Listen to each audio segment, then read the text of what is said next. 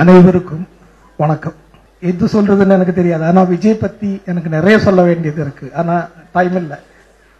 எனக்கு தம்பி அவர் ஏஜ்ல, ஆனா அவர் எனக்கு அண்ணன். நிறைய விஷயங்கள் அவர்களுக்கு நான் கத்துக்கிட்டேன்.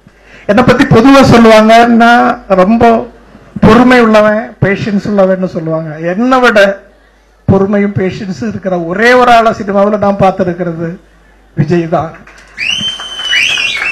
அது மாதிரி எந்த டைரக்டருக்குமே, நான் இல்ல எந்த டைரக்டருக்குமே இந்த அளவுக்கு கம்ஃபர்டபுளான ஒரு ஹீரோவை கிடைக்கிறது ரொம்ப கஷ்டம். நமக்கு லொகேஷன்ல இந்த படத்துக்காக, இந்த படத்தோட சக்சஸுக்காக என்னென்ன பண்ணணுமோ அதுக்கு எந்த விதத்திலையும் ஒரு பெர்சன்டேஜ் கூட யோசிக்காம டைரக்டர் கூட ப்ரொடியூசர் கூட நிக்கிற நிறைய ஆர்டிஸ்டுகள் இருக்க மாட்டாங்க. அப்படி யாராவது இருக்காங்கன்னு கேட்டா எனக்கு சொல்றதுக்கு என் எக்ஸ்பீரியன்ஸ்ல விஜய் தான் நம்பர் 1. அந்த மாதிரி நிறைய விஷயம் விஜய் கிட்ட. அது மாதிரி டைம் பண்றதில்லை. 7 மணிக்கு ஷூட்டிங்னா 6:55க்கு மேக்கப்போட வர்ற என் லைஃப்ல ஃபர்ஸ்ட் டைம் பார்த்துருக்கிற ஒரே ஒரு ஹீரோ தான் விஜய். அந்த மாதிரி நிறைய விஷயங்கள் நான் விஜய் கிட்ட இருந்து கத்துக்கிட்டு இருக்கேன். அப்புறம் இந்த படத்தை பத்தி சொல்லணும்னா, இந்த படத்துல நீங்க விஜய ரொம்ப வித்தியாசமா பார்க்கலாம். உங்களை ரொம்ப சிரிக்க வைப்பாரு, உங்களை கண் கலங்க வைப்பாரு, உங்களை த்ரில் அடிக்க வைப்பாரு.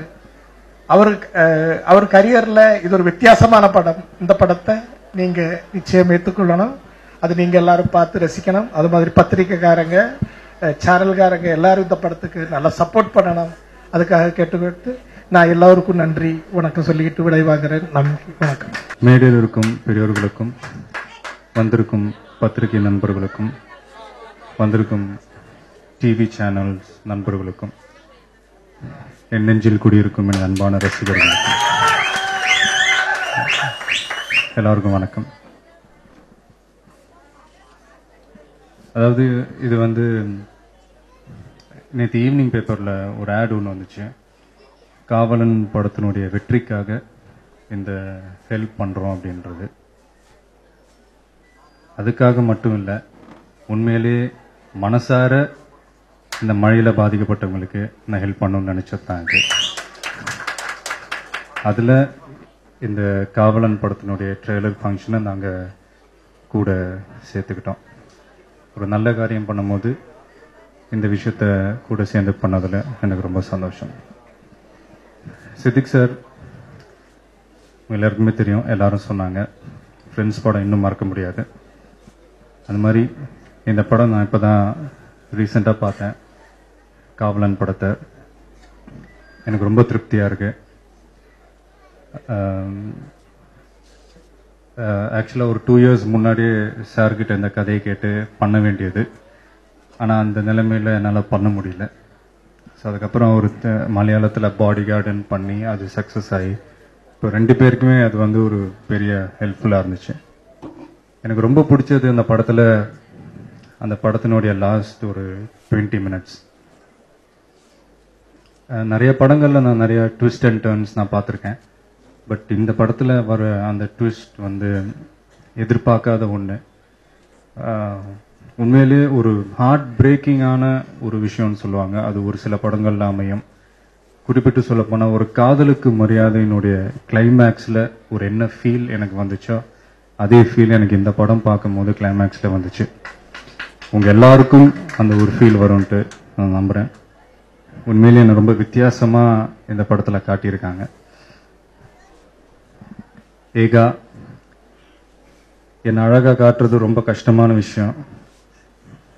அதை அவர் நல்லாவே பண்ணியிருக்காரு. அவருக்கு என்னுடைய நன்றியை தெரிவிச்சுக்கிறேன். அடுத்து மிஸ்டர் ரோமேஷ், பிரியமான விலை படம் பண்ணோம் அவங்க பேனரில். என்னோட கெரியரில் ரொம்ப முக்கியமான ஒரு படமாக இருந்துச்சு. பாரதி அவர்கள் தான் டைரக்ட் பண்ண படம். அந்த மாதிரி இந்த படமும் எந்த வித ஒரு குறையும் இல்லாமல் படத்துக்கு என்ன தேவையோ அதை ரொம்ப அழகாக திரு வெங்கட் ராஜு சார் அவர்களும் ரோமேஷ் அவர்களும் எனக்காக செஞ்சு கொடுத்தாங்க. அவங்களுக்கு என்னுடைய நன்றியை தெரிவிச்சுக்கிறேன். அடுத்து சக்தி சிதம்பரம் சார் அவர்கள்.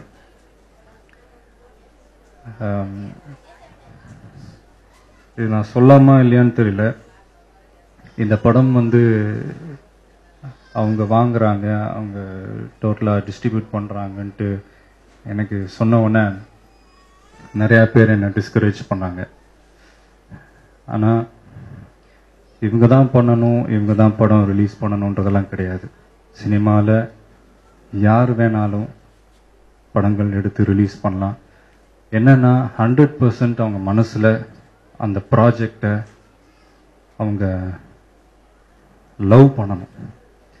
அது சார் வந்து அந்த அளவுக்கு இந்த ப்ராஜெக்டை லவ் பண்ணி இதை எப்படியெல்லாம் ப்ரமோட் பண்ணணும், அவங்க ஃப்யூச்சரில் செய்ய போகிறேன்னு சொல்கிறாங்க, கண்டிப்பாக செய்வாங்கன்ற நம்பிக்கை இருக்குது. பட் அவர் சொன்ன வார்த்தைகளே எனக்கு இன்னும் ஒழிச்சிக்கிட்டு இருக்கு.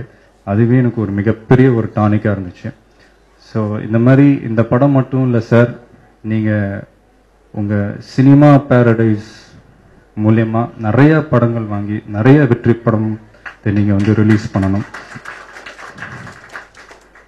ஸோ அவருக்கு என்னுடைய நன்றி தெரிவிச்சுக்கிறேன்.